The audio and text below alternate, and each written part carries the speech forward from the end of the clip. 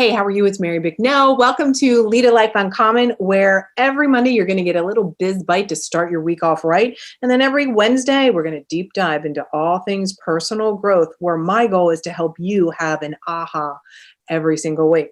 You know, this podcast is for you, for the woman who's the go-getter, who knows there's more inside. And you know what? You're ready to smash through that self-imposed glass ceiling so you can finally see what you're made of. Ready? Let's go. Hey, how are you? Happy Wednesday, or whenever you're listening to this. This is all about personal growth. And today we're going to talk about a subject I really think that you're going to see a different perspective here. It's to help you eliminate some of your procrastination. Oh my God, do you procrastinate? I hear this all the time. And we do this. So I know we've talked about this in different ways before. Here's a new way I want to support you in how to eliminate procrastination with this one thought. Ready for the thought? Ready? Here it is. I care enough to prepare. The reason I'm sharing this with you is because what I know to be true is sometimes what happens when we are in the procrastination mode, we're in the perfectionistic mode. We're in there. Everything's got to be just right. Everything's got to be just right. And one of the things that you can do to start eliminating your procrastination, which really what the thing is it leads to you being kind of horrible to yourself, probably. I can't believe I put that off. I always do this. I never follow through. Oh my God, now I'm going to get fired. Now my client's going to say no. And now I'm going to be staying up late. Now I'm going to be missing out on what happens with my kid. And I should be doing work. I should be with my child. All these things. Sometimes when we procrastinate, a different thought could be, I care enough to prepare. And so sometimes we wait in this idea that we're actually doing all this prep work in like, I'm prepping to get ready to do the thing. If we step back a little bit and we care enough to prepare ahead of time, and what that looks like is getting our mind in the right order, get our head on straight. If we care enough to prepare, we will eliminate a lot of our procrastination. So here's what I mean by that. Okay. So let's just say, for example, that you've got to put together this big party for your kid's 7th birthday. And you and I both know there's a laundry list of things to do, including all the laundry, clean the house. You got to order the cake. You got to go to the specialty place. You got to make sure, if it's during COVID, then, is everybody vaccinated? What are you going to do? What are you going to do if they show up? Are they going to be distant? There's 7-year-old kids. What is that going to be like? What are the party favors? What's the theme? Does she want that?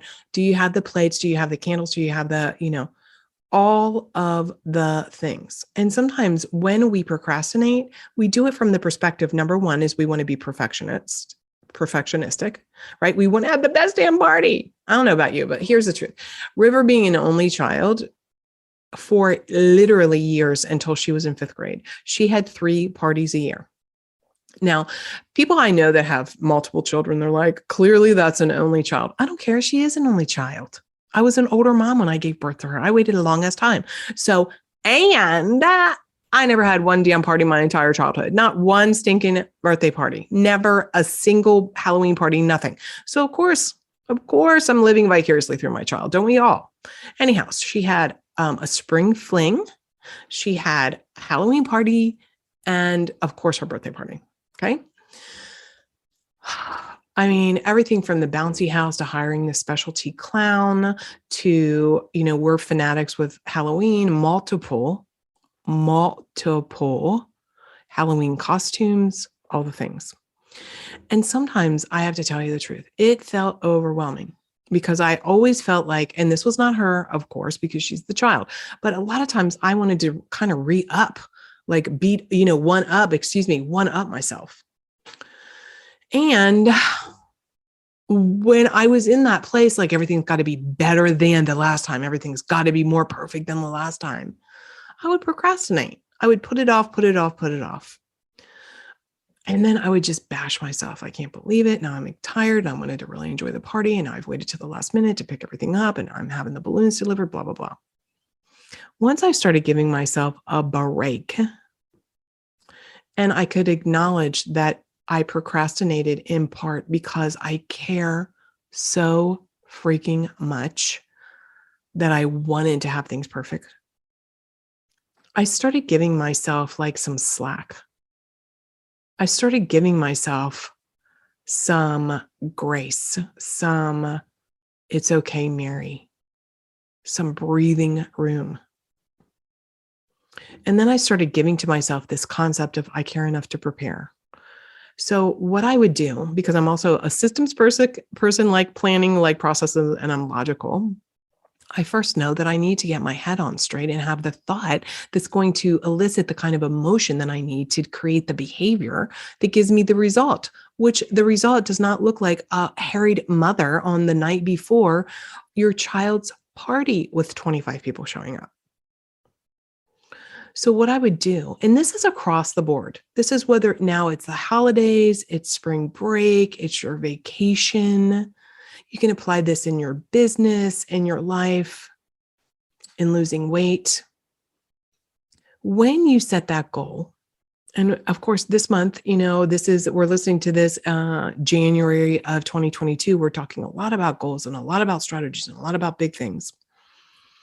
When you become masterful at looking at what the result that you want, and you're able to reverse engineer the steps that you need to take in order to get there, that's being loving to yourself. And that's the caring part. And then when you're reverse engineering and you're putting down dates, times when you need to have what done, and you can break these things down, guess what happens? Then you're preparing. So you care enough to prepare for the kind of experience you want. So let me say this again. In order to eliminate your procrastination, have this thought, I care enough to prepare. And in that preparation, you're giving yourself probably the feeling that you want when you achieve the goal or the result.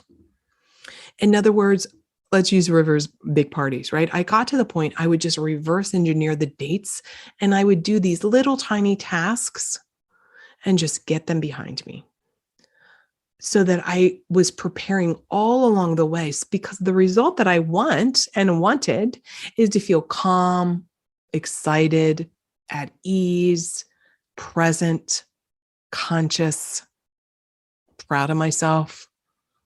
I wanted to be able to enjoy the smile on her face, interact with parents and not rush around, not being impatient when them freaking little kids were being pains in the asses. In order for me to experience that emotional state, that feeling that I wanted by feeling calm and excited at the same time, meant that I needed to prepare so I wasn't procrastinating to the last minute. This is so applicable in so many ways. So applicable. And it really comes first with, can you borrow this thought? Can you believe it? I care enough to prepare. I can eliminate my procrastination by caring enough to prepare. So let me give you your uncommon action steps. I want you to think about something that's coming up, that's due, that's a goal, that's a result that you want. Now, if you're in the throes right now of procrastinating to that thing, this will help you some. Maybe the thing that we can be looking at is something a little further down the road, okay? And I want you to sit down and I want you to really concentrate on the concept like, I'm going to sit down and I'm going to care enough to prepare. I'm going to think about, and part of the preparation is thinking about how I want to feel, what emotional state I want to experience at the attainment, accomplishment of that goal or result. Okay? Do you have that feeling? It could be, jubilated. Now, write down the result that you want, the goal, the attainment, whatever it is. And start thinking about how long is it going to take you to accomplish that. And whip out your calendar and start putting these little blocks of time when you can start doing and scratching things off of your list. I know we've talked before on how well you are utilizing a calendar. Are you just winging your life? The thing about procrastinating is it makes time go by quickly, doesn't it? And that we don't get to enjoy the time. It makes it go by so quickly. Because before you know it, here's the thing. Here's a couple things I'm working on. in 2022, supreme ambition and peace are my words, and supreme health. And I have to allow myself to sit down. I've allowed myself to sit down and really think about, okay, what are some of the goals I want financially, emotionally, with my body? And then how can I reverse engineer that result? For example, my birthday's in May. So I'm like, okay, I know where I want to go. I know how I want to feel. I know what I want to look like. I want to know what kind of energy I have. I'm thinking about my wardrobe. Well, I can't wait until the last minute, until April, to try and, make all these things happen. It starts today. It starts now. I'm preparing ahead of time so that I can experience that emotional state. I'm deciding ahead of time what I want to experience. And I care enough to prepare and do the work so that I can experience that emotional state when I hit that result and goal. This is very similar to, side note, this is very similar to in business. Sometimes I'm like, how'd it go with your sales call? How's it going with your speaking gig? How's it going with your live streaming, et cetera? And people are like, well, I'm just winging it. And I'm like, that is not like, your clients can feel when you've invested time, when you care enough to invest time in giving to them, serving them, offering them value. Okay, that's another whole conversation. I think I'm going to have to do another whole conversation on this about procrastinating at the last minute, how it's biting you in the ass for making more money and selling. All right, go make it happen. I want you to be bold. Remember, I want you to be a brave, outgoing leader, deciding that you are a woman who wants to lead a life uncommon. Enjoy the rest of the day. I wish you were just right here, right now. I have this beautiful cup of tea. And it would be so great if we could have this conversation over a cup of tea. Share with me over on Instagram, all the socials, over on LinkedIn, wherever you're finding me. Pop me an email. I really want to hear what you have to say around this new concept for you, borrowing this thought, allowing it to become a solid belief. I care enough to prepare. Talk to you soon. Hey, you've been listening to Lead a Life Uncommon podcast. I'm here helping you create a life to allow you to do whatever the heck you want to do, whenever you want to do it. If you got some value out of this, I'm going to ask you, pop over and give a 5-star review. Subscribe and share this with a girlfriend you know is ready to lead a life uncommon herself. And I want to give you a couple things. Number one is pop over to marybicknell.com/podcast. I have something called the Guide to Your Hidden Thoughts Around Money and Success. You're going to uncover some good stuff there. It's a little workshop I'm giving to you.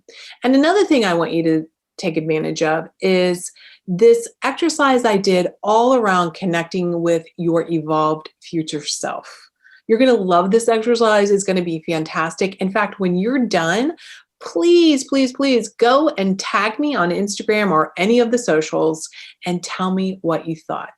I'm looking forward to hearing what you have to say, and I'll chat with you soon. Bye now.